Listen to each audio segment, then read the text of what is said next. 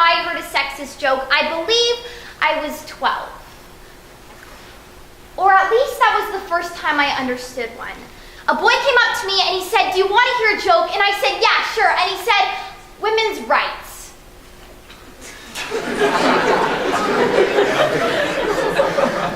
I didn't say anything back. I just walked away and pretended like it never happened. And I continued to hear remarks like this throughout the year. The next year came along and a boy said something along the lines of, Kim Campbell was kicked out of being prime minister because she spent all the budget money on kitchen supplies.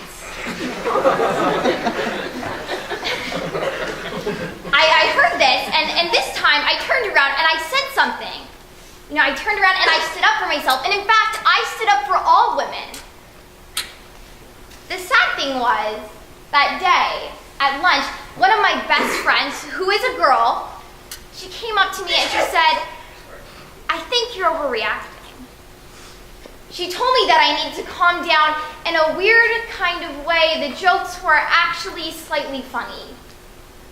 Now, personally, I don't define humor as a sexist, discriminative, ignorant, or inappropriate, but for some reason, society does, and I think it's about time we redefine humor.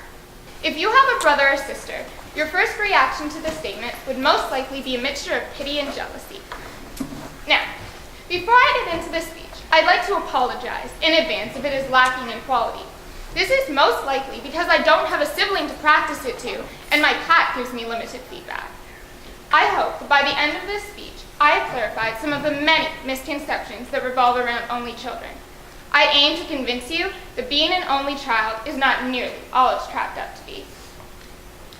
Harvard psychologist Stanley was once quoted saying that being an only child is a disease of itself. I concur that this statement is just a touch drastic, but I can easily see how one could come to this conclusion. For the first 10 or so years of my life, I was always asked if I had a brother or sister. When I would reply with a no, a conversation about just how lucky I really was would surely ensue. Regardless of who I was talking to, the views on my upbringing were always the same. I was blessed not to have a sibling to have to deal with day in, day out. Time after time again, I would have to convince people that being an only child is not nearly as glamorous as it sounds. Ladies and gentlemen, I'm here to convince you that the media has influenced you to have an unrealistic expectation of money and lifestyle. Simply translated, when we see it, we want it. The Kardashians and their money makes everyone want what they have. Everyone wants to be successful in life. However, not everyone can be wealthy to the extent of people on TV or in Hollywood. How many times have you opened up a magazine or turned on the TV to be bombarded with images and messages about what we must have in life? There's so many moments throughout every day where we're expected to have it all. These are the constant messages pop culture throws at us. It's easy to see how the average person can be stripped of confidence, happiness, and satisfaction when constantly bombarded with the ideas that society and media portray as realistic and acceptable.